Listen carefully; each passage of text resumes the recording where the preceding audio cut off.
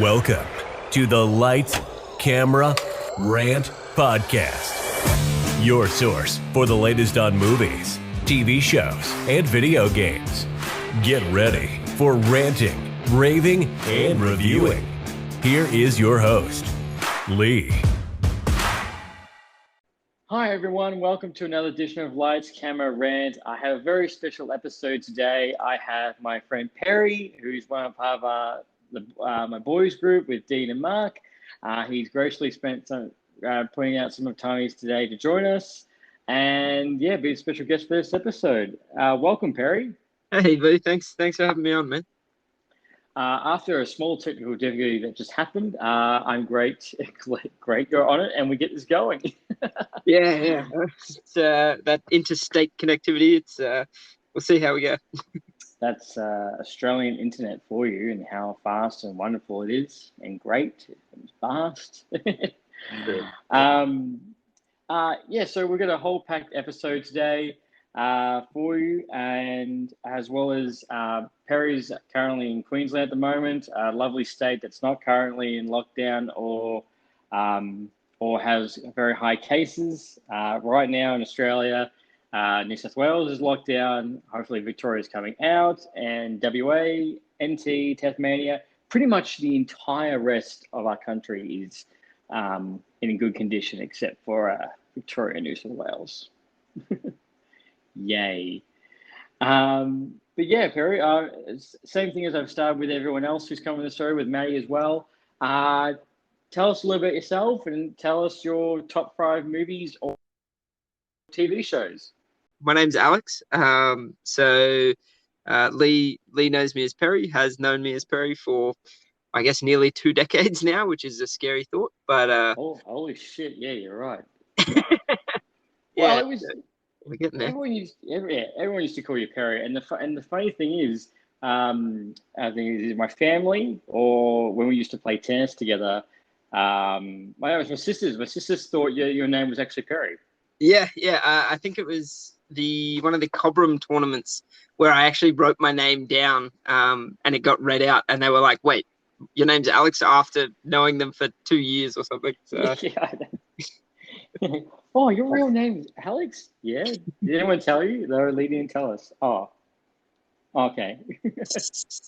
Yeah. For anyone that's asking, Cobram is a place in Victoria where we go for a tennis tournament once a year, and Perry came with us for a couple of times. Great weekend away.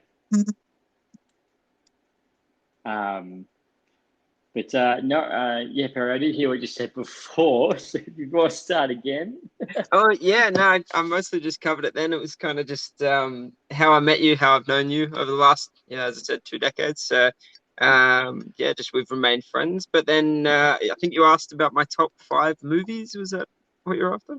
Yes. Yeah. So tell us what's your top 5 movies or top 5 video games or TV shows that you like or love, and why?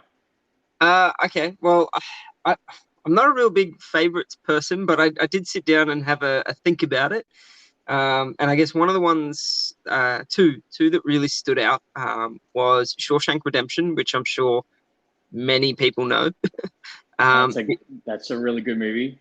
Yeah. There was Good Will Hunting with, I believe it's Matt Damon.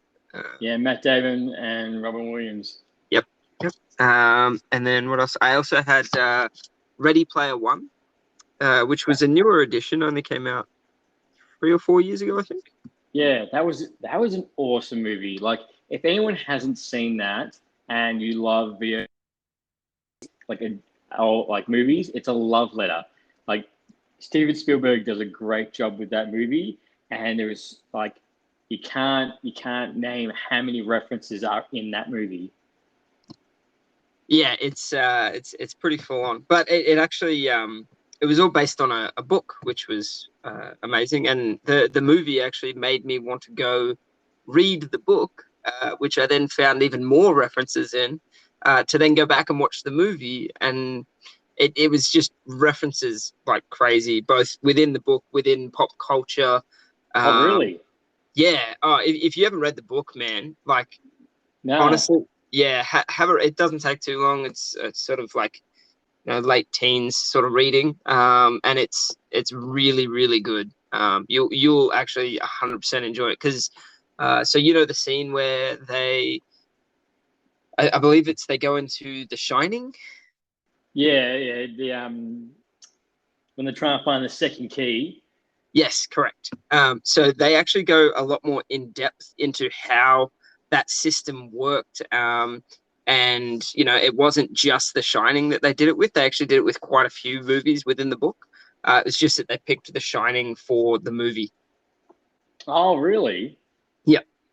Because is the book like, which we all know that over again and again and again, every time they try and adapt a book, there's always stuff that's cut out or stuff that like, oh wait, they skipped this or they changed this.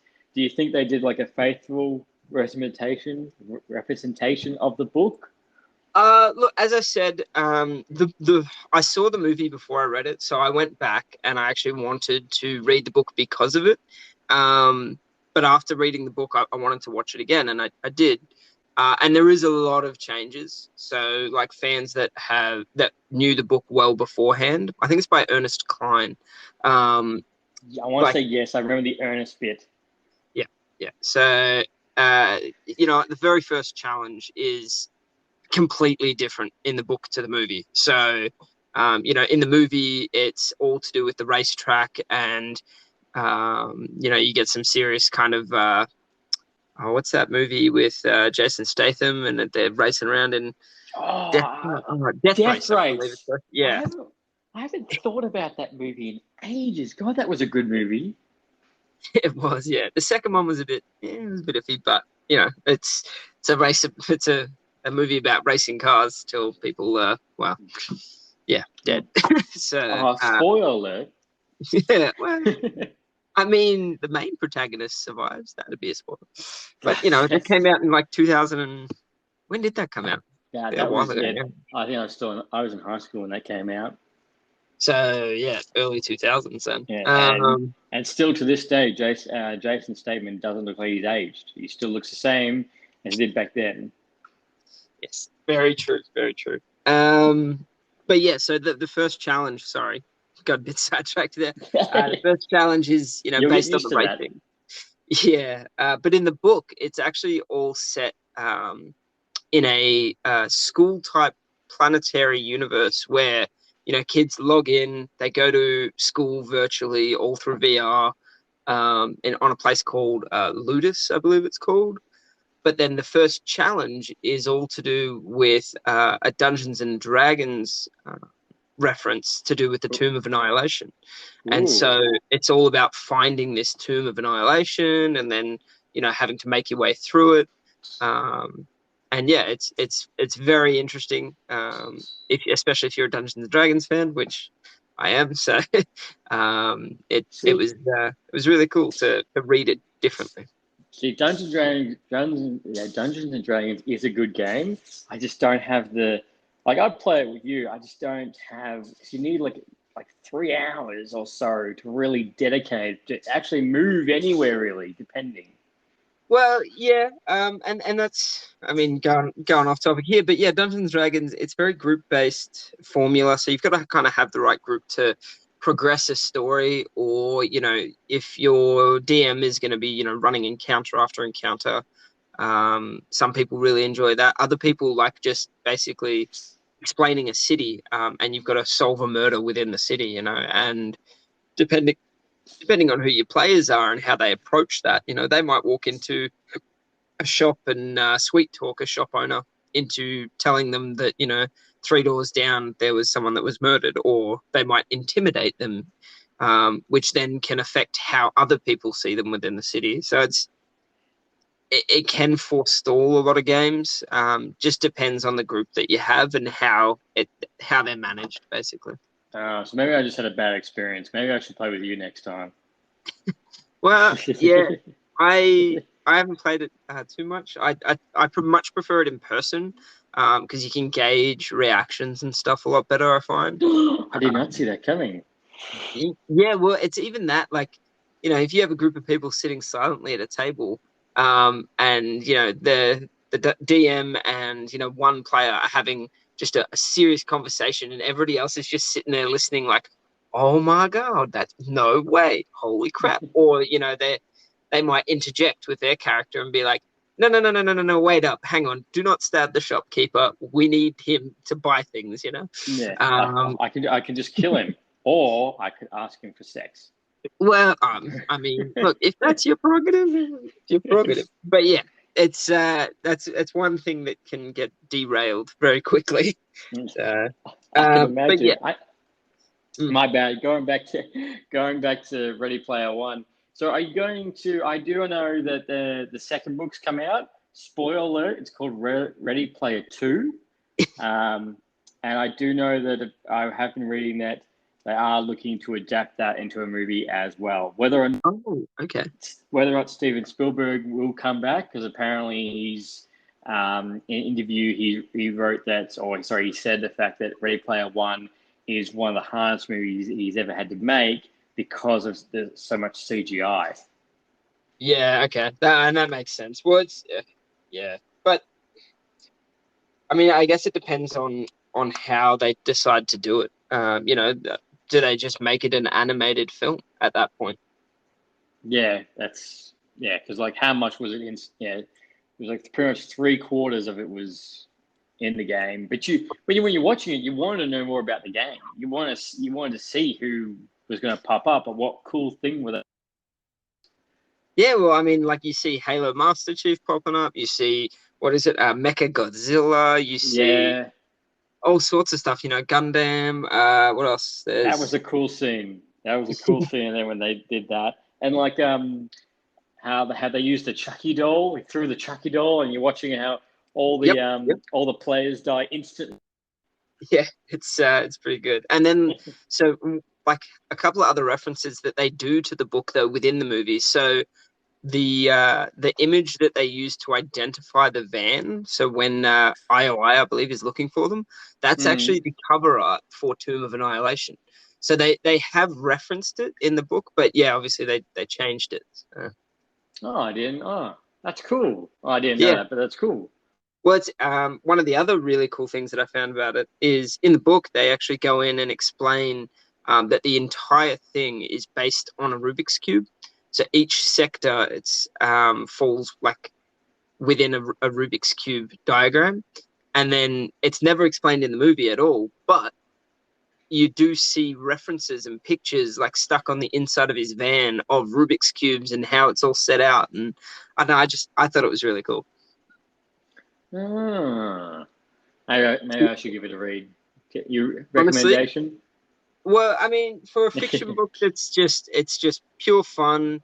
It still goes through the struggles of how big corporations are taking over and they want to advertise everything versus the little guy who just wants everything to be free. And it's good as just a pick up, put down, and then when you go and watch the movie after reading it, you just pick up so many little like tidbits in the mise en scene and just like, but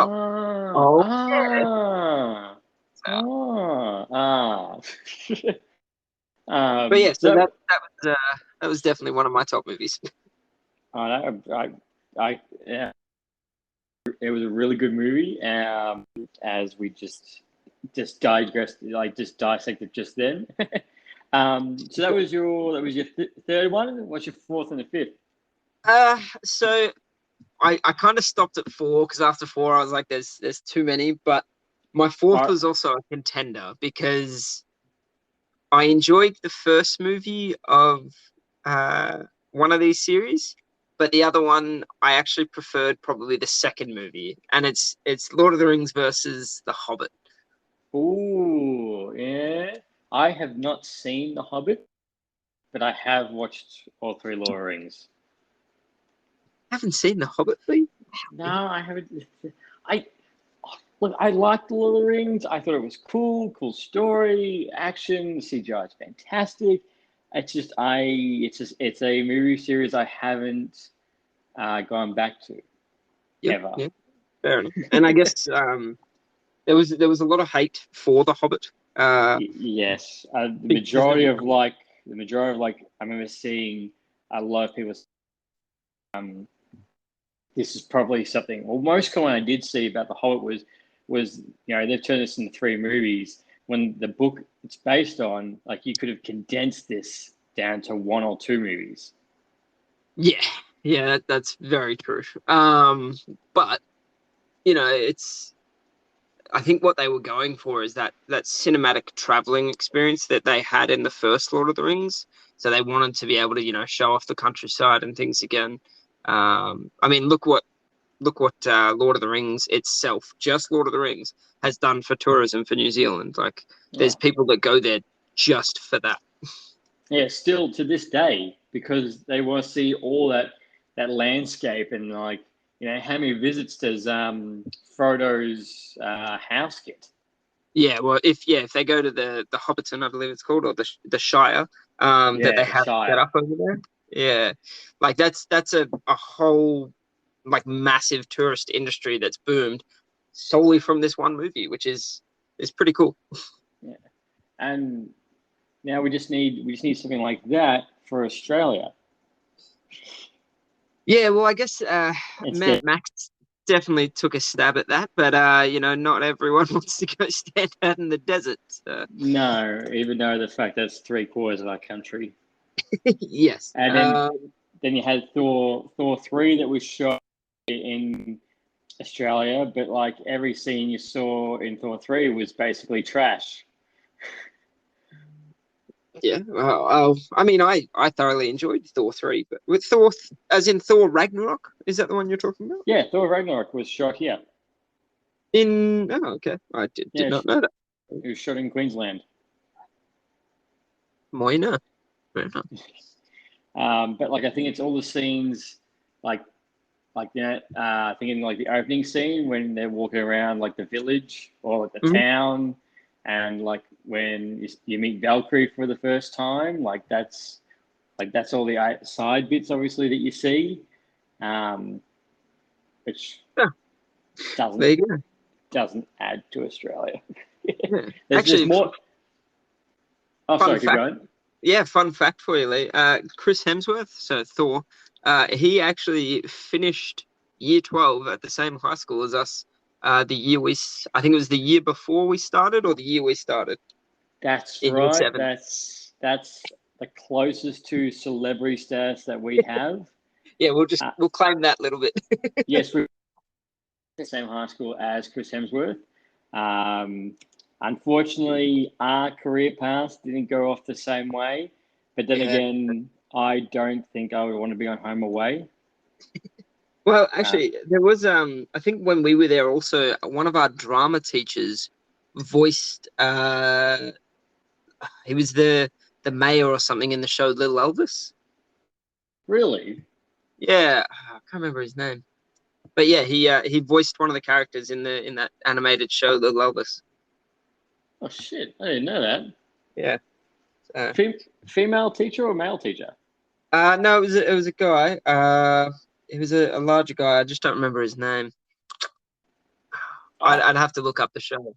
Yeah. I think he was a very large gentleman, wasn't he? I believe so. Yeah. But either way, that's I think it was Bill something. Yeah. He had an American accent. That's it. Yes.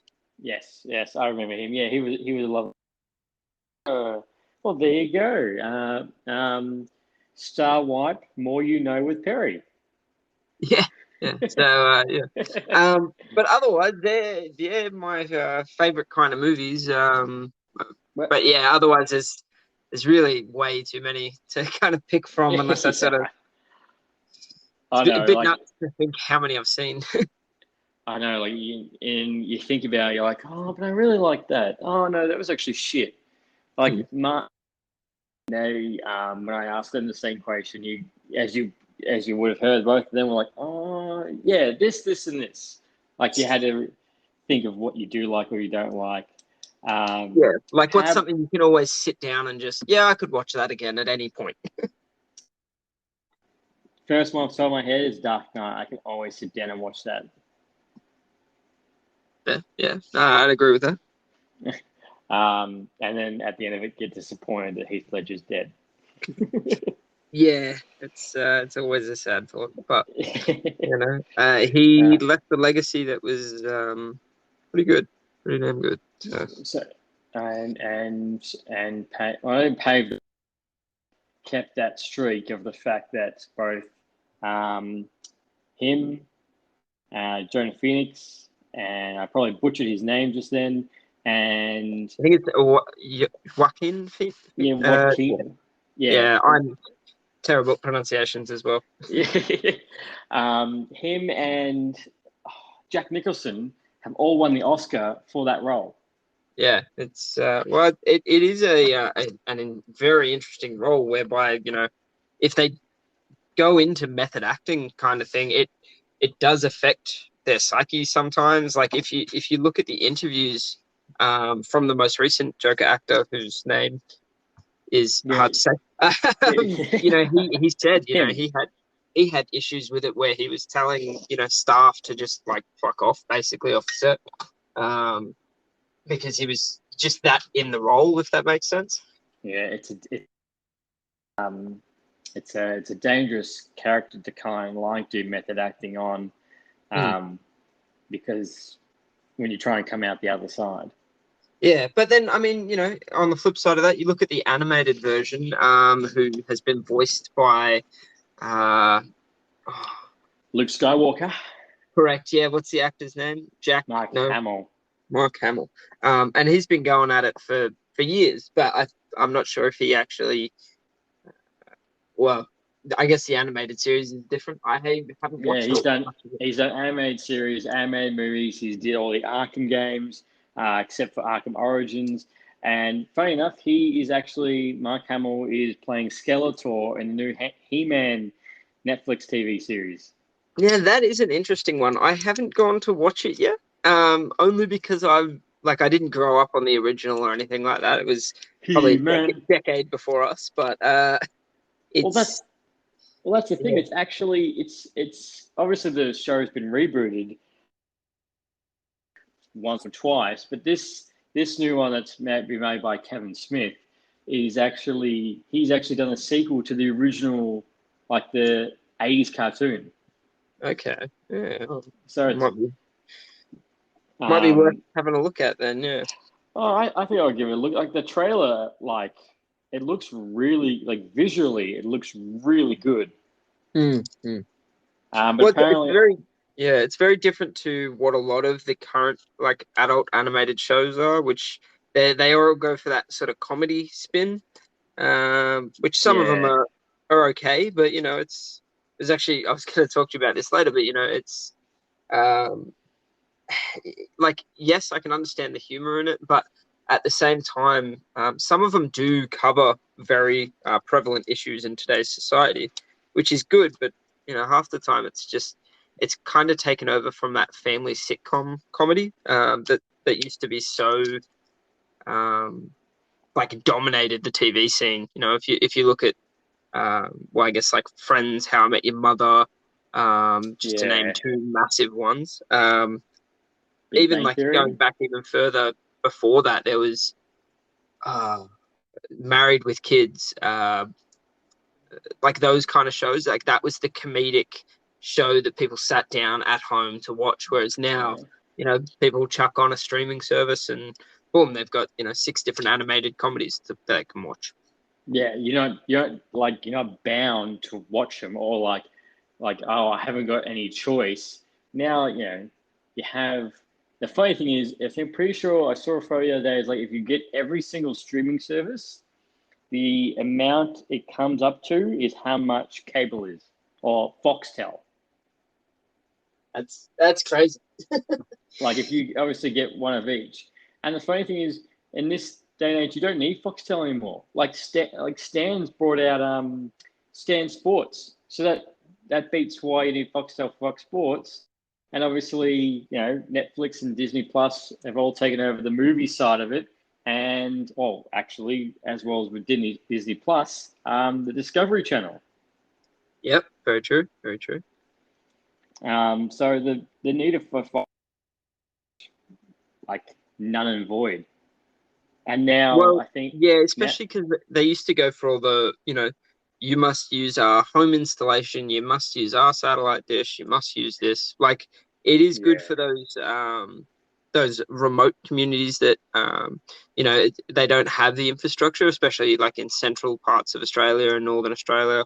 There are still locations that don't have that internet coverage that can handle streaming speeds. So, they do chuck a satellite dish on with Foxtel. And yeah, it is good no, for them. in those situations, yeah, you have to.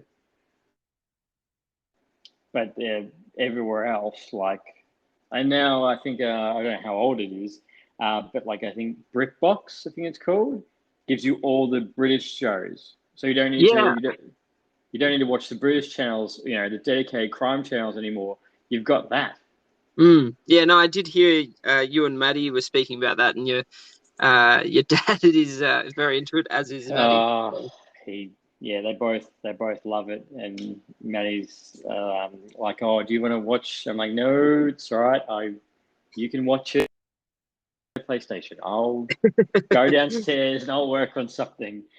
Yeah, Um, yeah. I don't know. Some of the British shows, like British humor, I do enjoy quite a bit. But oh, it's for me. I'm not a huge TV show watcher at the best of times, so it's like I can sit and watch one, and then I'm like, okay, I'm gonna go do something else now. But like, I mean, look can't at Mr. binge. Bean. That was a classic British comedy, I believe. Mr. Correct Bean, me if I'm yes, wrong. that was fantastic. An entire generation without speaking nearly an entire word.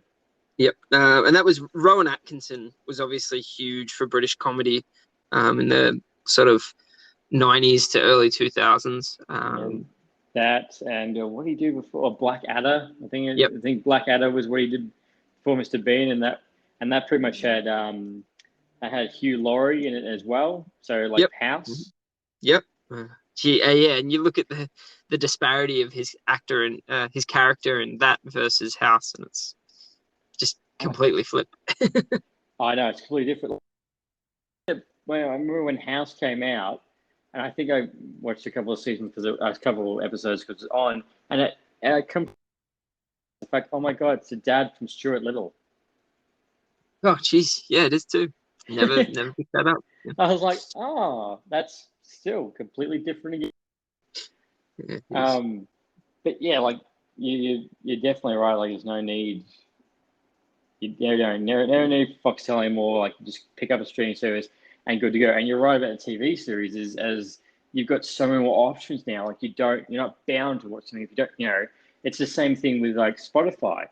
Like, you're not bound to be stuck to the radio. You can Mhm. pick anything you want to listen to. You make your own playlist, like as well as Spotify has brought out for a while now. Make this news playlist that mix Oh, okay. your songs with news podcasts.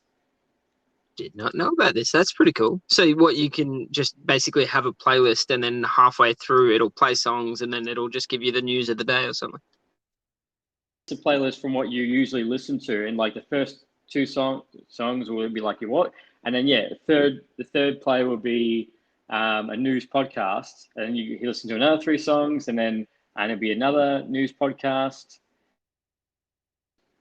Yeah, that's pretty interesting, especially for people who have like, those long commutes to and from work it allows them to design a radio sort of station that they'll always enjoy. Yeah, But then, yeah, we're spoilt for choice these days with streaming services. So it gets to a point where you kind of like, well, look, I kind of want to go back to it being simpler, where people just play stuff for me, and then I don't have to worry about it. if I don't have Um, to think about it. yeah. Yeah, So I no, mean, sorry, go on. no. I completely get that. Like the simplistic of it is not, and if you do, 9 times out of 10, it's something you don't like. Yeah, yeah, very true, very Uh, true. But speaking of TV shows, which I would love to give your thoughts on, because I know that when it happened, both funny enough, after we're going to get on to Loki. Um, funny enough, when the Loki finally came out, as I think I was saying in my previous podcast, was the fact that both me, Dean, Mark and Perry, all four of us, I think, had a different opinion of that ending, and we're like, oh, I didn't like this, but I like this. Didn't like this. Like, it was not. Oh, that was all fantastic. That was great. That was all different, which is really good. That's why we discuss these. And I'd love to know, Perry, what were your thoughts? I'm pretty sure you didn't agree with anything I said. Correct? Well, it wasn't that I didn't agree with what you said.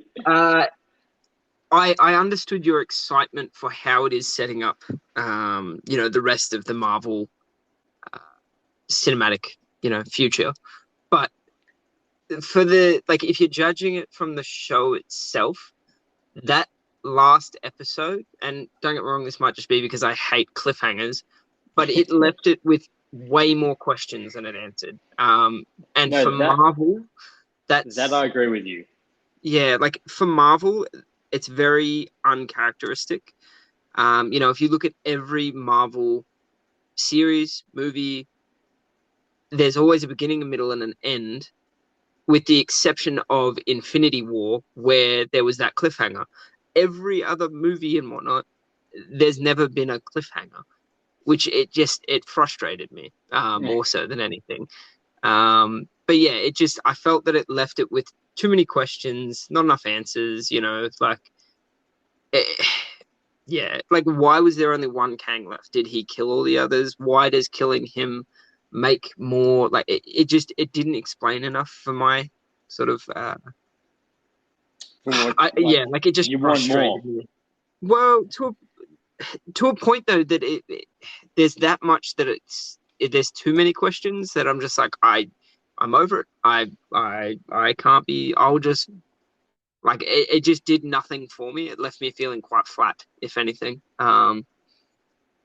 Yes, awesome. You can see this is the beginning of how the multiverse is created. But at the same time, as he said in the end of it, if all that multiversal war doesn't happen, you end up in the same spot.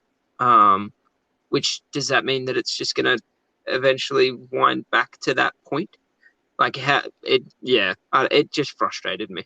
Actually, but I think that's because it's a cliffhanger. That's a good point, actually. Even if we do go through this entire multiverse, going to have to be a guardian at the gate. Sorry, someone at the gate. There's still going to have to be someone there control it. What they say, not feeding timeline, but maintain, be controlling the TVA and watching over the timeline, or the same thing will just happen again because Kang's a dick. Yeah, well, and at this point, it's like, okay, cool. So he knew everything that was going to happen. How? He had it written down, is what he said. So that was how he discovered it. So obviously, is there a system in place that he uses to read time? And if you looked at when they showed the timeline, it was a big ring. So does that mean time doesn't end? How is it? What ends those branches, so to speak, those apocalypses that we saw? Is it how does that? Where does time end? It obviously doesn't. No. It was interesting. So no, but I get what you mean by as soon as it ended, you're like, okay, this and this and this and this and this, and well, yeah, it kind of feels like it should have finished either closer to one of the movie releases, because now we're just kind of all left in limbo, which is frustrating. Again, this is all because I hate cliffhangers. So I guess I have to take it with a grain of salt and just deal with it. But at the same time, if once Multiverse of Madness is out, I assume we're going to see a lot more of this. But they've announced a second season of Loki as well. So yes, I'm so pumped for that. Well, when are we actually going to see that, though? Is that next year? Is that directly after Doctor Strange? Do we know if anything's happened with it? No, as far as I've read about it, it's just that they've just announced it. They haven't set a release date. which I think I said to Dean, like my best, like where they probably would situate it would be after Doctor Strange. So it'd probably be late 2022 that we would probably see it, because it goes, because we're going to see Spider-Man Far From Home, and then we're going to see Doctor Strange, and We've got Ant-Man as well with Quantum Mania. that's the thing. I'm pretty sure Ant-Man 3, I think, is meant to come out in 2023. So will Loki pop up between those two movies to bridge that gap? And how does Kang But do we know it is like this? And that is another thing that bugged the hell out of me. There's no, like, there was the evidence of when he did his little model presentation. It's all in the armor of Kang, which indicates it could be Kang the Conqueror. But it doesn't actually. It never states who he is, which that pissed me off. No, it doesn't. Because we spend so long, like 6 hours of my life, to get to the end of it, to get He Who Remains. Like fucking frustrating. No, I get that. The funny thing is you're right. It doesn't say the entire series. It's just the Man Who Remains. But the funny thing is, I watched the making of the Loki TV show. I saw that had been released. Yeah, I haven't actually watched that yet. If I go watch it, it's really cool to see behind the scenes. Like, it's actually, I found it a bit more interesting than watching the Captain Falcon and Winter Soldier one. Funny enough, Tom Hiddleston, for his 40th birthday, they made a giant cake in the shape of a tesseract for his birthday. But he actually says in an interview that it's Kang. Ah, okay. So he confirmed it, so to speak. He confirmed in an interview saying the fact that, like, you go through their whole journey and they find out it's Kang. Well, see, and then still, that begs the question. When they get to the fortress, there's 4 statues of Kang and one is broken. Why is one broken? That, like, what does that mean? Yes, that's too many questions.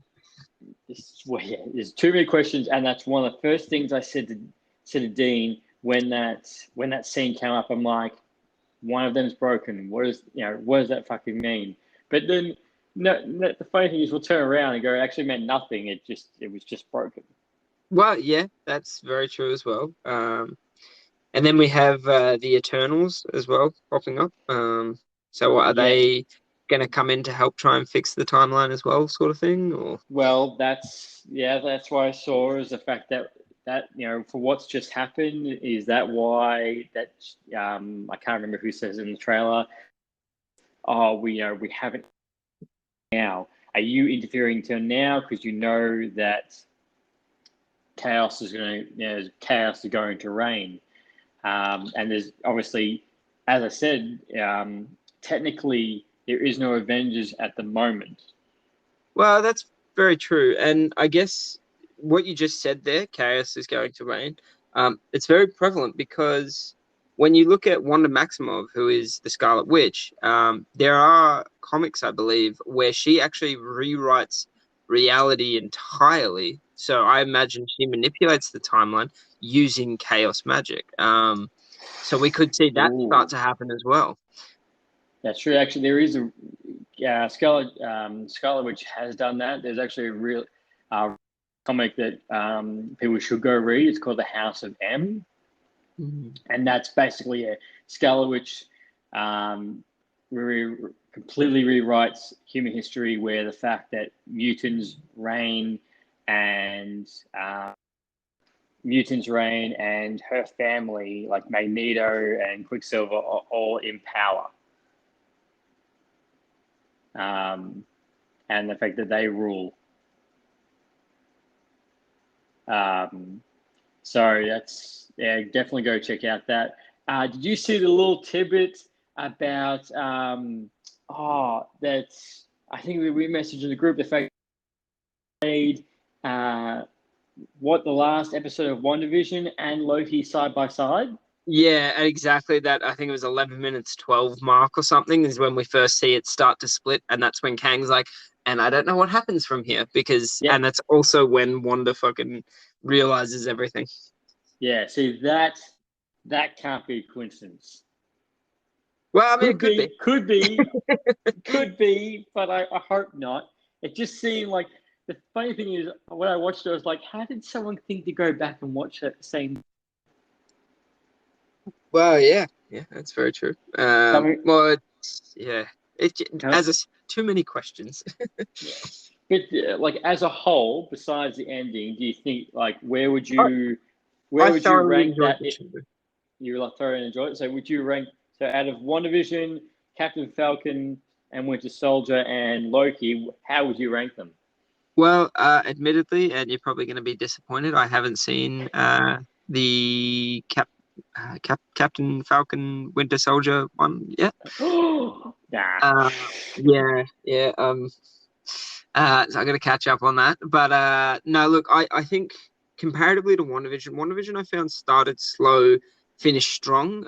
Loki started strong and finished well slow and disappointingly. Because like it was they were a bit reversed, the start of WandaVision, we had no idea what was going on. Yeah. And then by the end of it we knew what was going on, who was what was happening. Whereas at the start of Loki, we're like, okay, we know what's going on, what's happening, and then at the end of it, you're like, well, now I know nothing. I So I'm left with more questions than I did when I start with before Loki. But you are right. Like Loki, the first episode of Loki, boom, there's no going down. Like that's straight. Like here we go. Nothing to slow down. We'll keep going. correct, yeah. Whereas, Like first episode of WandaVision, it's very okay, what is happening? what the fuck is going on? Like that was like the first like 3 episodes was still just WTF, WTF, WTF. And then I think the fourth episode was like, oh, okay, I get it. WTF. Yeah, yeah, no, I'd agree with that. uh, but yeah, that's those shows. I guess I still haven't seen Black Widow yet. I'm yet to go to a cinemas and go and experience that. I am kind of tempted to just watch it on Disney Plus, which I guess that is one of the things that I was going to bring up with you is what are your thoughts on the streaming services just getting movies brand new versus the cinema experience? I look, I the problem is like as I was the problem with that being is like I understand like from a to get the movie to the public in our current COVID pandemic, I think it's a really good idea, especially for those people that don't want to go into a theater, the people who don't want to go into a shopping center. COVID isn't gone; it's still rampant, as shown with at the time of the episode of the release, New South Wales.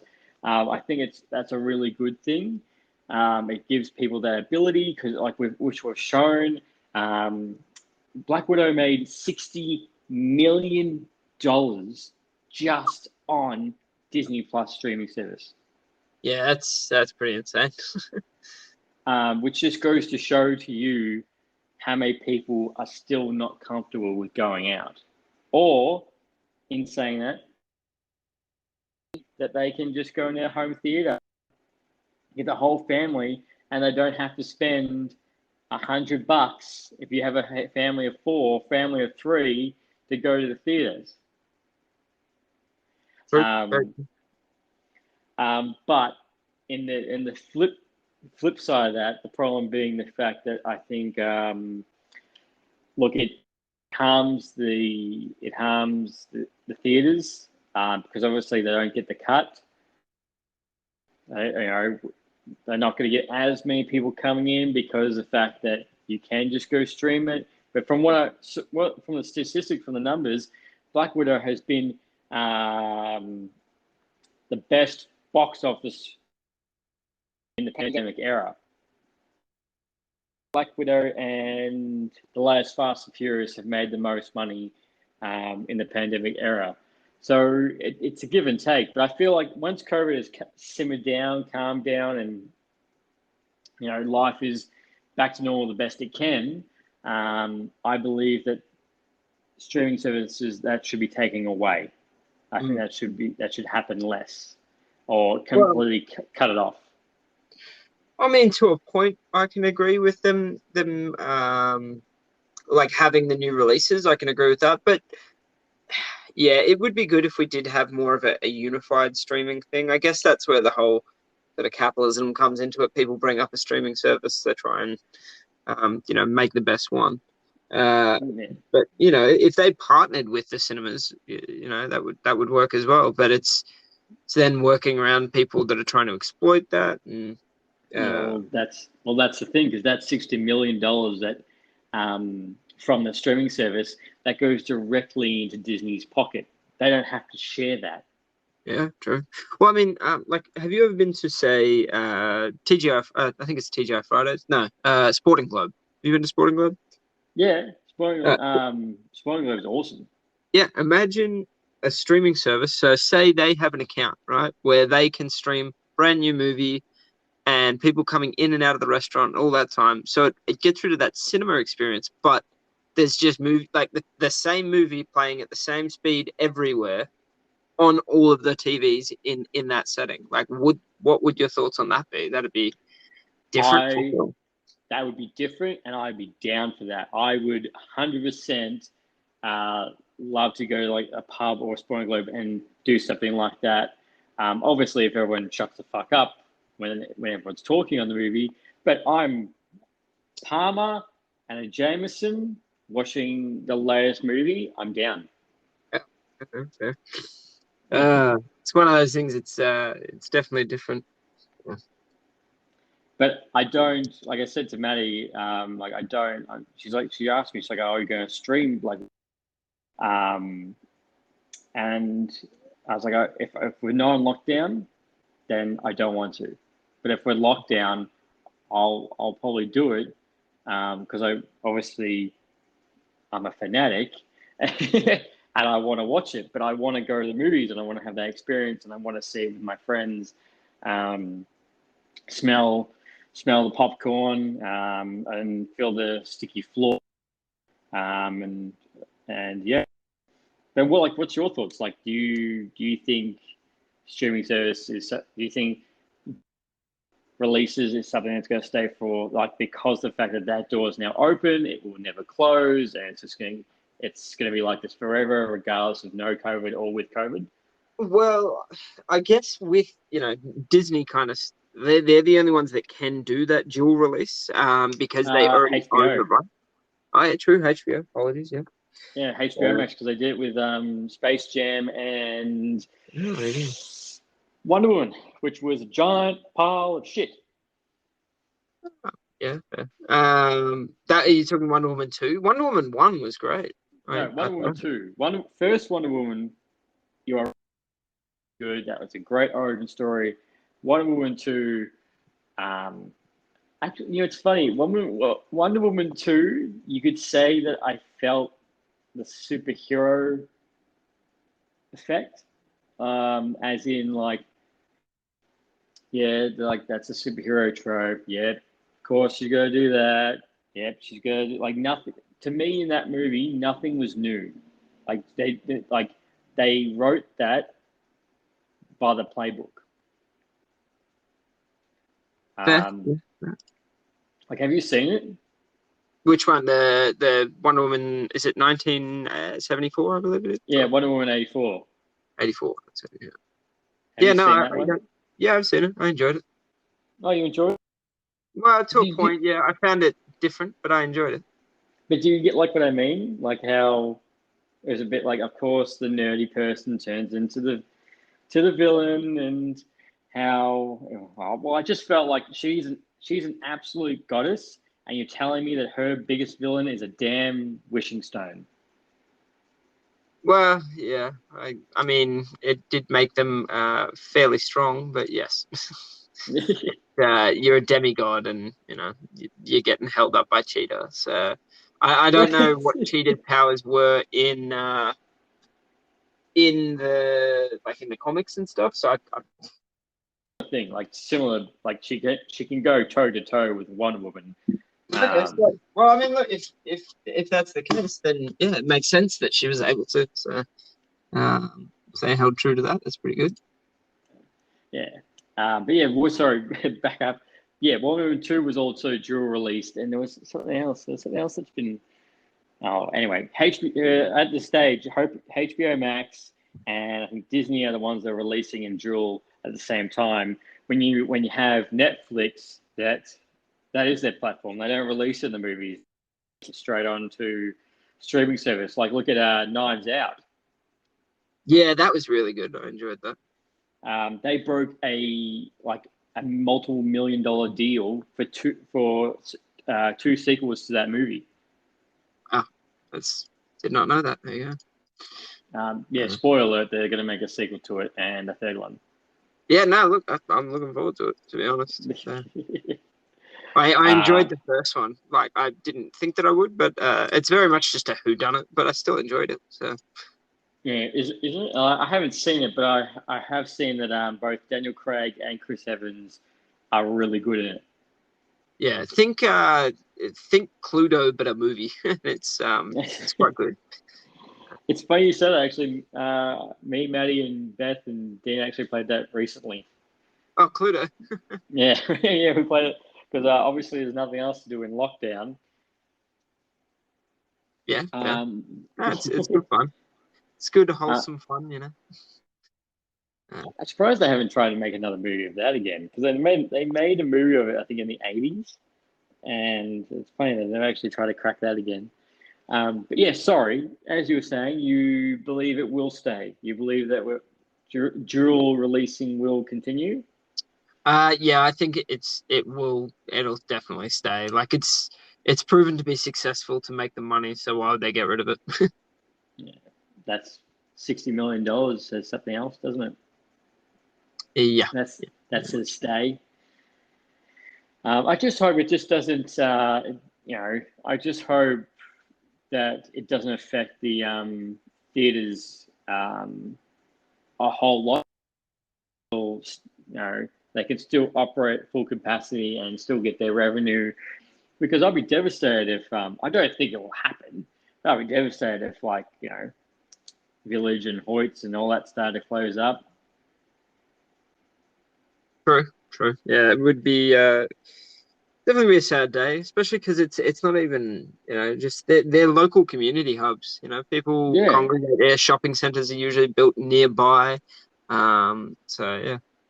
Or they're built in. That too, yeah. Well, as we're staying on that topic, are you with the not obviously you're overall Loki, overall Loki? Is there anything in particular you're actually looking forward to, either MCU, DC, or any type of movie? Are you excited for next? Well, I am looking forward to the second Suicide Squad, but I'm interested to see the change in the role swap between Idris Elba and Will Smith. So yeah, but otherwise I am looking forward to it. I am also really looking forward to I believe it's Shang-Chi and the Ten Rings. Shang-Li. Yeah, is it Shang-Li or Shang-Chi? I'm not sure. I thought it was Shang-Li. Don't tell me I've just had 9 episodes calling it Shang-Li. It's called Shang-Chi. Oh no, it's Chi. So it's not Li or T, it's Chi. Chi. Shit. There you go. So yeah, no, looking forward to that because it's a bit of a new arc, new character, something very just completely different, and now for something completely different. Here's Shang-Li. Yeah, so it will be interesting, I think, and especially because the way that it looks like they're taking Marvel at the moment with this whole multiverse of madness and timeline stuff, we are going to be seeing a lot of repeat characters, but obviously they're going to be different from different timelines and stuff. But it is going to be, we're going to see a lot of the people who we thought we were done with Endgame and Infinity War. So I don't know, like this is a bit of a breath of fresh air, which is nice. Yeah, that's probably actually a really good way to put breath of fresh air. Because like obviously we know that somehow Doc Ock and Jamie Foxx, Electra, they're all kind of inspiring Far From Home. I just want the fucking trailer. Just tell me if Toby Maguire is going to be in it or not. I don't care. I'm like, all right, I'll wait for the trailer for longer, but. But yeah, anyway, Shang Li. I think the most thing I took away from the trailer of that, I don't know a whole lot about that character, and just watching the trailer, I think visually that looks really good, and the fact that there's Abomination and Wong is in it, like that's something I want to know. Okay, why are these characters popping up? And Suicide Squad, I'm actually really looking forward to Suicide Squad because compared to the first one, they haven't botched the trailer. As in, what happened with trailer? You got the first trailer Suicide Squad movie that it looked like it was going to be a dark, brooding movie. And then 6 months later, you got another trailer for Suicide Squad, and it had Bohemian Rhapsody, and it was all like team fun or something like that. Yet there were some scenes that were cut out that weren't actually in it, and I think that's a movie where you watch it and go, okay, you can tell that this has been kind of slapped together. Yep. But yeah, Suicide Squad, the fact it's being directed by James Gunn, which is going to be fantastic, and yeah, so Idris Elba, yeah, he's playing Bloodsport, not He's not Deadshot. actually playing Deadshot. Oh, He's not playing Deadshot. He's playing very similar looking attire. Then. Okay. You just attire, nothing else? Yeah, just the attire. No, literally, I was just going off character appearance. So. Well, I thought it was too. I thought it was okay. So it's gonna be like Deadshot, but no, it's gonna be Bloodsport, and he's currently in jail because from what they've put in the trailer, is that he put pretty much the same kind of character, sort of. He put Superman in a coma or in the ICU because he's shown with a kryptonite bullet. Yeah. Okay. Cool. Which is why he's in prison. I'm like, that's a good reason why he should be in prison. It's interesting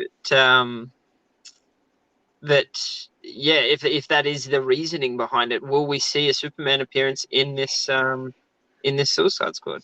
I wish there would be. Like, I'm still, how long has it been? I'm still waiting for the Man of Steel 2 movie. Like, Henry Cavill did really good as Superman. I don't know why that wasn't milked. Like, I don't get it. Well, I guess he has done really, really well in The Witcher. I think he embodies that perfectly. Funny a tidbit, I didn't actually know this, but he actually hunted down Netflix to play it's what's the character's name? Geralt, I believe it's called. Yeah. Let's say Grindelwald or Gerard. He actually hunted down Netflix and like pestered them to do an audition for the role. Like, he's actually a massive nerd, Henry Cavill. He missed the phone call he got for Superman at first because he was playing World of Warcraft. There you go. And that is a big time game. I can definitely vouch for that. You're definitely a Warcraft man, aren't you? I was until recently. This year, they've the recent release of Shadowlands, which I think came out end of last year. It slowed right down, and I don't know if this was due to Blizzard and Activision having issues with development, but yeah, like it was the longest release between like patch content ever for their entire thing. So yeah, and now like I admittedly like I played a day or two of the new patch, I did the new content, and then it just turned into what it usually is, which is a bit of a grind and a time sink. So I've stepped away from it for a little bit and kind of changed up what games I'm playing. So, did you ever play? From what I remember, is they did was it War World of Warcraft 3. They did a remake. So Or Warcraft 3 Reforged, yeah. yeah, and apparently everything I saw online was that it was shit. They just botched the whole thing. Yeah, I didn't buy it myself. I loved the original Warcraft 3. I thought that was great. But yeah, no, it did not get good reviews. Because, well, I mean, there's not much you can do with it when it's, remade. But yeah, they apparently did not do a great job with it. And like that, where it doesn't, like it's like you try to remaster something or you try to rebuild something and it's absolutely shit, and then you have something like Crash and Crash Team Racing, and and like a near perfect remaster. Like Yeah, it was like a love letter. very true, very true. Yeah, no, I think a lot of people enjoyed the Crash Bandicoot remaster. I know I this did. the Spyro remaster got a lot of love Yeah, as well. yes, that's fine. That's another good remaster. They did really well. But yeah, I remember hearing about the Reforged and hearing it was just botched and it wasn't too great. I thought that's so disappointing because like anytime you hear a remaster and a remake, if it's for a beloved game, you get really excited because it's like, oh cool, updated graphics. If there's a whole bunch of like expansions or packs or things that got updated that made the game even better, that it should be sucked into the one game, so it's like a near perfect game again. But then when it's shit, you're just like, let me go dust the old disc off and play the original again. Because apparently, I was reading is the fact that if you did the upgrade to get reforged, you couldn't go back. Oh, okay, that I did not know. You couldn't go back, so people got pissed because they're like, oh, we want to go back now. Yeah, you can't. You're stuck with this. Yeah, that would definitely put me off it. Yeah, Having that backwards compatibility is like really really good with PC. So for them to cut people off, that's terrible. something I was speaking of PC, something I would love to get your thoughts on is the Steamdeck. Oh, Um, now, yeah, I yeah, haven't actually, I haven't looked into it all that much, but I personally, I don't think I'm a fan already. Only because I can just use my current PC to play PC games. Like it just doesn't seem worth it. well, if you've already got Perry, for everyone listening, you're a massive PC player. Yeah, yes, I think I've owned a gaming PC for at least the last 12 years, I reckon. And before that, I was still playing on computers wherever I could. I just didn't own my own. But I've enjoyed PC playing and being able to play in location and just the content that you're able to do with the better hardware is always good. But yeah, the Steam Deck, as I said, like it's great concept. It is obviously Steam trying to branch into that sort of console war that's really dominated only by Nintendo, PlayStation, and Xbox, which is Yeah, Microsoft. into that niche. Yeah, like there's like, can you name another console that's kind of out at the moment? But they're also, Nothing major. well, one of the main things I think about Steam that it is why they might flop, but also they could do really well, is that they don't produce their own games. Like, yes, they get a lot of greenlit indie games that they allow other producers to put on, but the main reason that Xbox, Nintendo, and Sony have all succeeded is because they've had those games, like Yeah. those development studios to be able to bring out their own titles, whereas Steam doesn't have that. No, Steam's technically Actually, no, I it's just a lie. browser. Well, no, sorry, I do lie because Steam, which is actually Valve, they did bring out games, cult classics, Half-Life, and Portal and stuff like that. So, you That's know, right. now that I think about it, yes, we haven't seen it in a long time, but they might actually bring out some games. You know, I always see that joke that they're waiting for Half-Life 3 or something like that. And it's just like it's just been Yeah. development hell because they've been preoccupied with everything else. So yeah, I Um, think the closest thing they've had to that so far is called Half-Life Alex, which is it's a VR one. But yeah, that's the closest they've had to it so far. yeah, and pretty much nothing else, hasn't it? Yeah, I haven't heard any other rumors on the internet. Well, So well, I agree with you, as in you are correct. Like I think it's either going to go two ways. It's either going to paradigm shift the market, or it's going to be good a year and then people are just going to forget about it. yeah, look, I think it will mostly get forgotten about just because I mean, you look at emulators, which you can run on your phone. It's a legalized emulator, basically. Um, so it allows you to play games that are built for PC and for PC controls onto a handheld console, which, with there are emulators you can get on your phone these days already that allow you to do that. Um, Yeah, if you have an but Android phone, you can get Mario. well, yeah, I mean, look, you can probably do it on uh, I'm sure some smart cookie has already put it onto iPhones as well. It'd just be an app that has to be approved. That's all. Yeah. By the Apple dictators. So I'm not a fan of Apple phones. No, Perry's Uh, an Android man through and through. yeah. He, Um, Again, it's because of well, that's because of restricted policies in how they actually handle all their software. So you're very locked in, which can be good, for ease of use. But for someone who likes to fiddle, it's not fun. no, well, look what happened to Fortnite. I honestly, You're, I haven't heard anything about it. What's happened?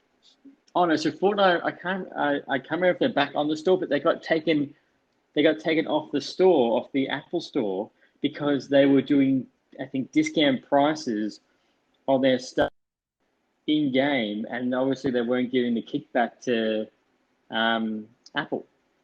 Oh, yeah. Well, So there came a whole uproar between them and Apple, and Apple took them off the store. jeez. And Yeah. basically, yeah, similar thing. Like Fortnite's, the company was like, you're effing greedy.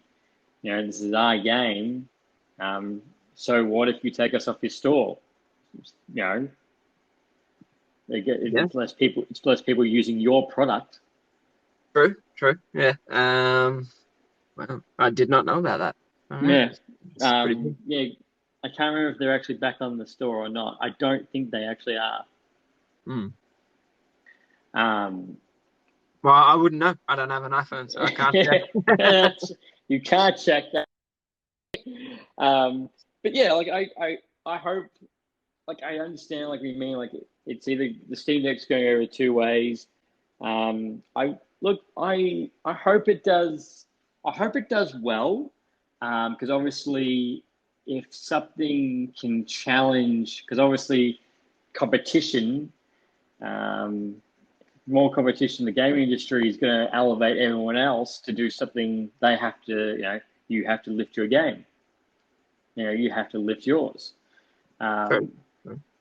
and the Steam Deck comes out, and you have a platform that's not exclusive isolated. You can play anything, um, pretty much.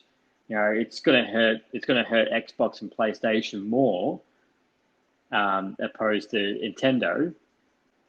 Oh, but I could be wrong because at the end of the day, it looks like a Switch. Yeah. Yeah. It does. That's very true. So it's But it's, I guess, yeah, will you see older gamers going for it because they do have access to all those games? Possibly, Uh, it's a much bigger library. But then, is, like, I haven't actually checked, but is there any kind of, and this is something our good friend Mark will like, is there any kind of physical disk or drive that gets plugged into it, or is it all downloaded content? Will you require an internet connection to be able to use this? from my understanding, it is obviously no disc, no anything like that. It is you have to be connected to Wi-Fi. So you have to download your games over Wi-Fi, and then obviously once it's installed, you're good to go. You can play it anywhere, and Hmm. then but you can't. They at this stage, it's not coming with a cellular option. For example, if you want to go on the train and for some reason friends online, you can't do that. Yep. But as well as with the space on it, and you can install an SD card into it with whatever space you want, and you can download games onto that, and then you can play it straight off that SD card. So you don't need to do what PlayStation I think we're doing with the fact if you get at this stage, you can get a portable hard drive for your PlayStation 5 that can store PlayStation 5 games, but you can't play off that. You have Mm. to transfer it and put it onto the PlayStation 5 to play it, opposed to with a Steam Deck, you can just play straight off it. Oh, okay. Interesting. Yeah, no, that'll be good. Look, I mean, time will tell. So we'll see it eventually. But yeah, at this stage, I'm not rushing out to buy it or anything. So, which I think that will be one of their bigger drawbacks because their current client base is all PC based. Like, why? What is the drive to go out and buy it when they all play it off a PC anyway? PC anyway. Look, and and you're right. And the funny thing is, in Australia, you can't. It's meant to be released in December. In Australia, you can't get it at the stage or reserve it. Yeah. For for me, like I'm planning on buying it because I I would like to have that accessibility. Like I don't want to I want to have the accessibility to all these PC games. To obviously play anywhere and obviously hook up to any screen and but the main reason I'm going to buy it is I'm not buying it for Call of Duty. I'm not buying it for Fortnite or anything. I just want to have all the PC kind of games. I want all the access to that. Where Yeah. like Okay. what's a good example? Like Halo Wars. Like I can play it on, but really, the better way to play it is on PC. Mm. Like a strategy game. Yeah. Yeah. Fair. It's one of those things that it's their main selling point is portability. And they've really got to be able to sell portability to people. Yeah. They've said that apparently, like if you're not plugged in, if you're playing like Call of Duty or like a high end shooter or something, I think they said you get about 3 hours of life out of Okay. it. But 3 hours. if you play, That's, oh, geez, that's not much. yeah, 3 to 4 hours. They like something that doesn't require obviously like that much. It can last like twice as long. Yeah. Okay. Yeah. So I think the battery life depends on the game. Okay. Oh, that'll be interesting. Something different. So. Yeah, but again, how many people are gonna like? How many people are going to play Call of Duty or something like that on the go? Like, Yeah. if you do play on the train, you're only on the train for usually like an hour anyway. Yeah, but I mean, an hour is, you look at a lot of the battle royale games and stuff now. An hour is plenty of time. Uh, Yeah. uh, Um. Oh, what's the play name of that game? Oh, Argentina are obsessed with it. Oh, shit. Apex. Yeah, Apex Legends. Yeah, no, look, that is a great game, and most matches can go anywhere from 10 minutes to, actually probably longer than 10 minutes, but maybe 20 minutes to 40 minutes per game. yeah. So, Well, uh, actually, that's probably a good example. Actually, with Apex, is the fact that obviously we can only play, per console.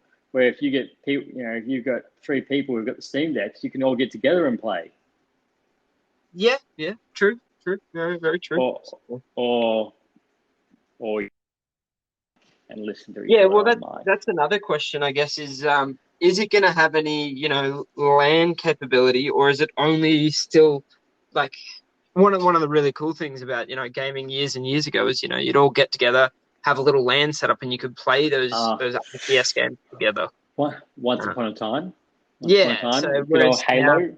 yeah, now it's all done via the internet, but is it going to have like if you're connected to the same sort of local Wi-Fi, or is it going to have like a Bluetooth connectivity where you guys can play the same game together when you're nearby other people with a Steam Deck, or Well, will it it's have that? they've said that it so I did my research because I thought it was really cool. Mm. Yeah, Was the fact pretty much is exactly, it's just literally the bottom line. It is a portable PC in your hands. It does have it has Wi-Fi, it's got Bluetooth, and it's got Ethernet capabilities as well as they are bringing out a dock eventually that you can plug everything you want into it. yeah, okay, cool. I mean, look, yeah, it's definitely something new. It is them taking a go at the console market, but yeah, Console wars. yeah. Um, will I go out and buy it straight away? Probably not. As I No. said, it's mostly because the market that they currently have are PC players, and because they're PC players, they usually already have a computer, so they're probably already playing. Yeah, that's It's going to be very dependent on how they market what games and stuff are available and how easy it is to use. If they can get it towards the younger audience, or like families and stuff, that'll be really good. But I think Nintendo Switch has kind of already got that down pat. well, Uh, that's the thing. They all both Nintendo and Microsoft and PlayStation. They all have a particular niche they hit. Obviously, especially with Nintendo, that's pretty much, I don't know for how long their main, like, I'm pretty sure it's like at the top of their slogan or something, is family orientated. there you Can go. a family play this console? Can a family use this tool? Can a family play, do this with it? Yeah.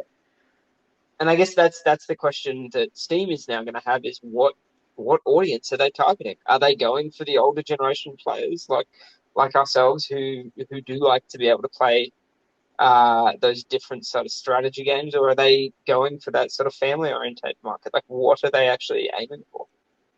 Um, yeah, it's as you said, I think it's going to be interesting when it comes out to see how everyone reacts to it and how long it will last.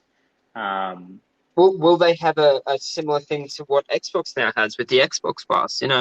Like, are they going to have games that people can, yeah, like, that would be really good if they had that on their console, because people buy the console, they pay, $5 a month, if that, and they have access to a huge like rotating library of Steam games. That would be crazy. a That'd be awesome. library, a library bigger than a library that's bigger than Xbox and PlayStation combined. Yeah, like that would be very different. But I imagine there's a lot that goes into that they would have to then like pay licensing and all that kind of stuff. So Yeah, it would. There'd be a lot to very interesting, and the thing is, you'd also with that is you'd get more access to early access games. true, true, Uh, very true. So um, and with closed that, beta games and all that kind of stuff. yeah, So because obviously um, PlayStation doesn't do that. It's only Xbox. true. Yeah, Um, it'll be very interesting, I think. So no, I mean, Yeah, it's gonna be very interesting to see how that goes, and I can't wait for when it comes out. Like, I'm more curious. Like, I want to get it. B, I'm curious to see how everyone's going to react to it, um, and especially how much it's going to cost here in Australia. Because anything that gets advertised in any other country, we pretty much have to slap an extra $200 to $300 on it for an actual proper price. Well, that is a little bit of the exchange rate coming in there, so it's not too much taxes or anything. It's we just get jibbed by the exchange rate. Yeah, that's how we get fucked. But that's um, all right, you know, but these things happen. moving on, you've written this down because you want to talk about it. I have actually seen it yet. I've seen bits and pieces, and obviously I've seen the ending. Is Invincible? Yeah, so that was one that kind of came up out of the blue, and again, another streaming service, Amazon brought that one out. That's right. Um, and I actually really enjoyed it. It wasn't that comedic take that most of the current animated shows are about, but it had a like there's a lot of themes in that aren't really good. You know, there's racial themes, there's family violence themes, there's just dealing with like growing up teenage themes and all this kind of stuff as well. There's violence in well, there's a lot of violence in it, but it's That's yeah, it's there's definitely a lot of things in there that get covered that I just, as I said, I didn't even like I didn't really know about it until my friend suggested it to me, and I was like, oh, okay, I'll have a look and see what it's about, and yeah, it was I uh, thoroughly enjoyed it. So, I'm similar thing. Like, actually, the thing I got that actually made me aware of it was, stupidly enough, TikTok, because hmm. everyone was posting that first episode where he kills all of them, Oh, yeah, and I'm well, like, spoiler alert, yeah, final was like a month ago now, but I'm like watching, going, what the fuck is this? Why is yeah, he murdering everybody? yeah, And and why is there then so much blood? it doesn't really get explained. Again, it's that cliffhanger, but here's me just giving Loki a little bit of hate there. Is it's not it gives us the cliffhanger at the start and then starts to explain it rather than explain stuff and then leave us with a cliffhanger. So It reels you in first episode. yeah, definitely. Well, I mean, the end of that first episode, you're kind of sitting there going, what? So, which is what we did at the end of Loki. Yeah, pretty much. And the violence, but everyone, I haven't seen one bad review about Invincible. Everything I've seen has been positive. Like, it's as you said, like, it's good themes. It raises a lot of questions, and the pure brutality. Um, I think one of my best things I saw was the fact that this is with Invincible, is what Bruce Wayne was afraid of in Batman v Superman. What happens if Superman decides, flips his switch and thinks, you know what? Nah, fuck it. I'm gonna kill all of you. I'm gonna take over. Yeah, well, that's very true also. So it is and again, it's something new, which is always a nice breath of fresh air. We're seeing a lot of in the last 5 years, we're seeing a lot of remakes and things it all just loops back. So it's nice to have something that's different and new. That's which is great. And I've seen people say that, like, do you believe that the superhero genre will become like the Western? It's everywhere. Everyone gets sick of it and just dies. And I think, well, I don't think so. In this aspect, is look at Marvel. They've done a complete paradigm shift. Now, all their movies are going to be different than before Endgame, and they're bringing out, like, WandaVision was WTF all the way through. Invincible, the first poster of that didn't look like, this didn't look like a high end drawn or visually appealing show. And then you watch that first episode, and you're like, Fuck, what? Yeah, it's I don't know. I like it when there's new things coming out rather than remakes as well. So I unfortunately, for a long time, we're still going to get remakes and sequels. Yeah, it's which yeah, it's I've bound to happen. But you know, people aren't movie studios aren't taking with well they're still doing it, but they're not taking as much risk now with different projects or different movies. And then so you get someone who greenlights the Invincible, and boom, you've just created another franchise right there, and people claim too.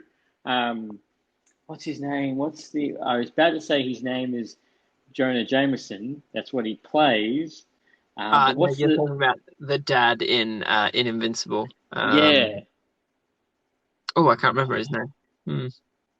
Oh, and I can see it written down too. He does a fantastic job with that character. Oh yeah, Uh, yeah, I just love the fact it's him. It's yeah, like and when you think of comic books, like, oh, yeah, he did Jonah Jameson, and you're like, oh, and now he's basically Superman, and he wants to kill everybody. Funny thing is, I did see as well as someone tweeted, um, can't remember the name of it either now, the creators of Mortal Kombat, and they respond saying, we would love to have Omi Man in movie or as DLC, yeah, yeah. That makes sense. which I think I'd love to see his kill cam, his executions. That would be really cool. Well, I Uh, imagine yeah, imagine those kill cams and stuff. I guess in a game setting, and it switches to um like point of view type style. So or it'd be a bit interesting, but it'd be cool. So. yeah, those fatalities. Um, but yeah, I think I. So you would say you'd say from start to finish, the show is pretty solid, including the ending, which I know Mark doesn't like the ending. But he just wishes that the kid's name was a different name because of that meme. Think, Mark, think. Yeah, well, I Like think it. it's a bit on a personal note for him there. So it's Yeah. but no, like I did enjoy it. And even at the end, it it left us on a cliffhanger, but it left us with answers as to what was happening. So again, throwing shade at Loki, but it was yeah, I enjoyed it. So Yeah. So you recommend it? yeah, 100%. No, To anyone over, you know, uh, 18 probably, just due to the certain levels in it. yes, like yes. If anyone anything over 18, definitely watch it. If anyone's listening who's under 18, look, don't watch it. Wink, wink. No, obviously you can't see me wink. That's why I've said it loud. But yeah, so I need to watch. I need to watch it all the way through. Dean's got his Amazon, so I need to grab it off him. Um, are you got here? So have you seen that the Dead Space trailer get released for the I remake? did. Yeah, I did see that. There has been a bit of hype on the internet for that. It's not my cup of tea, unfortunately, but I know that we definitely have a mutual friend who is all about that. Yes, Um, he could not speak highly of it, and Mark got annoyed at us because he's like, "Why aren't you guys talking about Dead Space? Like, it's just come out. Like, what's wrong with you guys?" I'm like, "Well, it's I, me personally, I haven't played Dead Space. I understand, like, I appreciate what it is. It's like a mix of Alien and like Halo kind of style. I'm just not good with horror games. No, yeah, I I'm with can't. you on that boat there. I can't do it either. So I haven't even played The Last of Us. It's uh I can't do it. I tried. I tried for about 2 hours and I went nope. Even like I think No, Dying Light and Last of Us are two of Dean and Mark's favorite games, and I can't play them. They're not for No, me. I'm so glad. I'm so glad that you shared that with me because I feel exactly the same.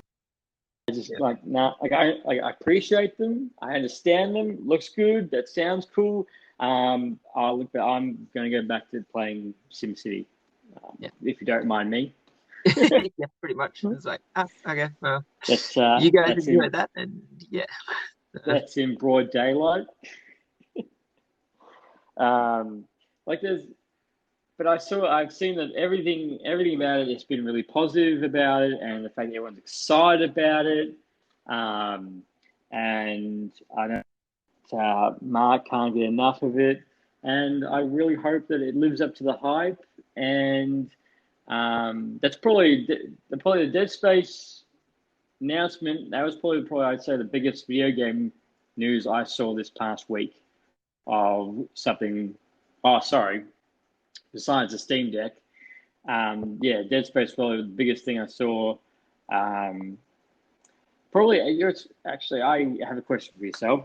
Which you obviously play Call of Duty a whole lot, but I'd love to get your opinion on this. Do you believe they need to either stop making them for a period of time, or do you believe they need to keep it to releasing only one? Don't release one every single year. Release one like every 2 to 3 years. Well,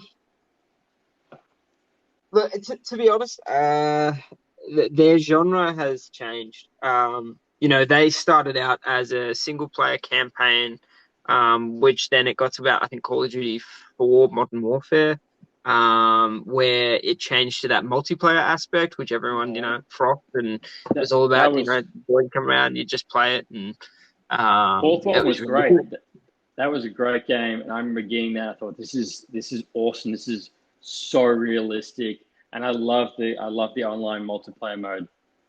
Yeah, yeah. So, but now it's because that multiplayer genre has changed a lot from those, instanced think like games where it was, 20 people enter, team deathmatch, go. Now it's all about this survival aspect. Everyone gets dropped in.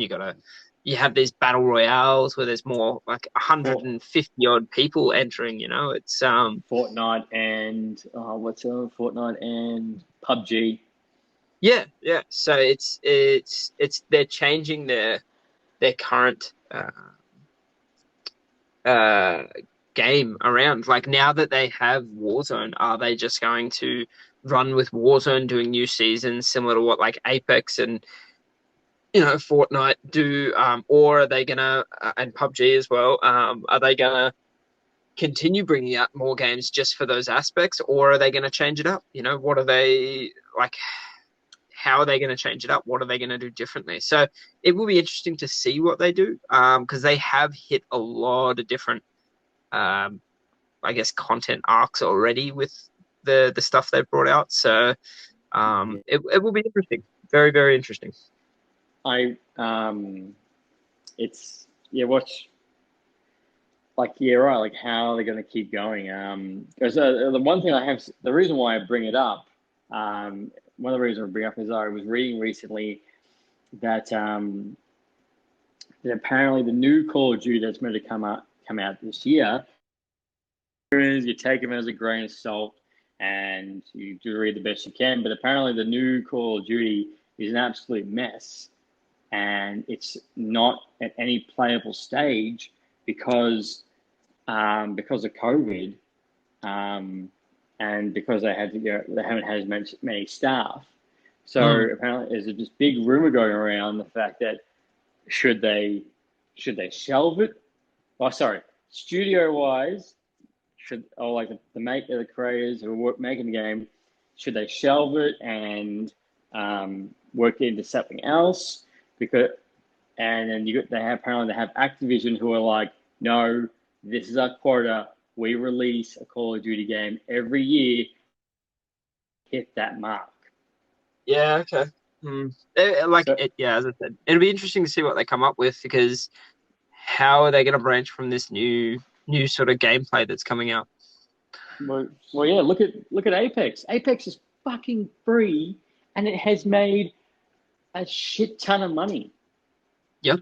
It it's made thousands of thousands of dollars, and the only thing that's pretty much like you can buy is either more skins of the season pass or receive for more maps. And that's 3 people you jump in. Yeah, and that is one thing that people definitely enjoy. They don't like, those pay to win style games. They much prefer, they'd like to show off what they've earned, or like things that they can buy, so they look different, and then that way it gives them a little bit of customization within the game. So yeah, I know you can do that in Call of Duty, but obviously it's not a major skin kind of difference. But like in saying that, I'm pretty sure I think Warzone has taken on like a Grand Theft Auto Online aspect, as in like it's still making thousands of dollars. Still, so many people are still playing Warzone that technically there is no need to release a Call of Duty this year. yeah, Like the demand isn't actually there for it because everyone's still Warzone like there's no tomorrow. yeah, it's going to be interesting to see what comes out, but if it is no good, it's like, well, maybe it should just wait a bit longer. Yeah. Oh, it's I think if it was only perfect time to put a pause on it, it'd be this year. Like look, just not saying scrap the game, just push everything back a year. Give the creators more time to, sharpen their skills and polish the game off so it's something better. And then Yeah, next year, in a year's time, the demand for a new one will be a lot higher because it hasn't been a new one in two. yeah. Well, Which that's the kind of thing that's currently happening with Blizzard and how they're releasing stuff is they get these content droughts, and people just want new content constantly, every 6 months. But then you look at COD, for example, and it's not new content half the time. It's the same thing but reskinned. yeah, that's And they might pretty add. much it. Yeah, so it's still learning, but Or they won't give you a new map. They'll just give you a new map. They'll give you a map from an old. yeah, And like the thing is, I think the best thing you said was earlier that we're spoiled.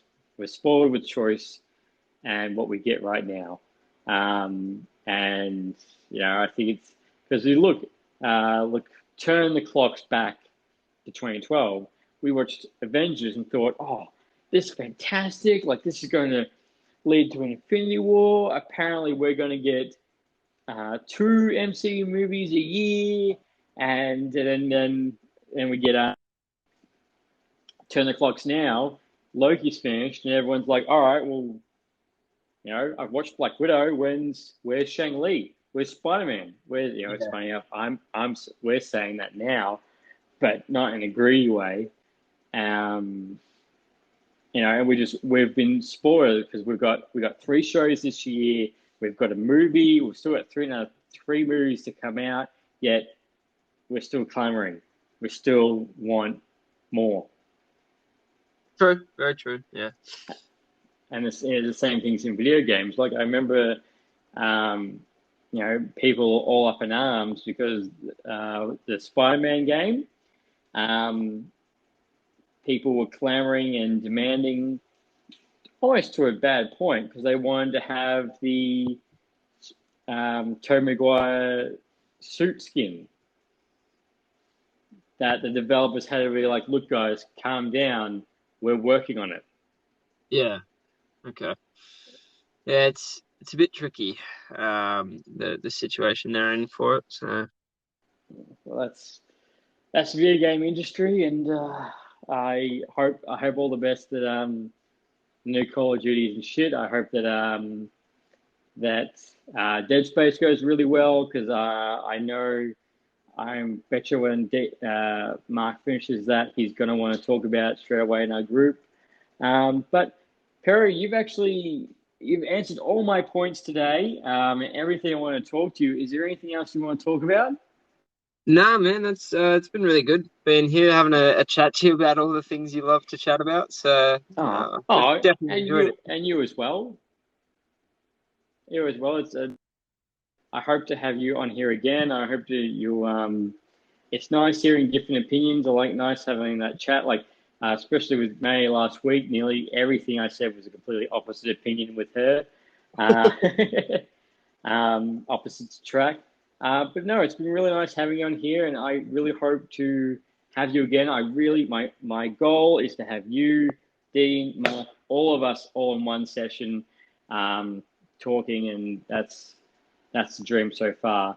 But yeah, thank you for today. We'll have to do it once Multiverse of Madness is out, and then see where we're at.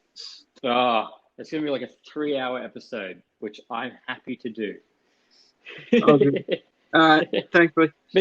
But thanks, Perry, and until next time, guys. Thanks for listening to Lights, Camera, Rant. If you like the show, don't forget to subscribe so you don't miss a single episode. While you're at it, leave us a rating and review, and be sure to tell your friends.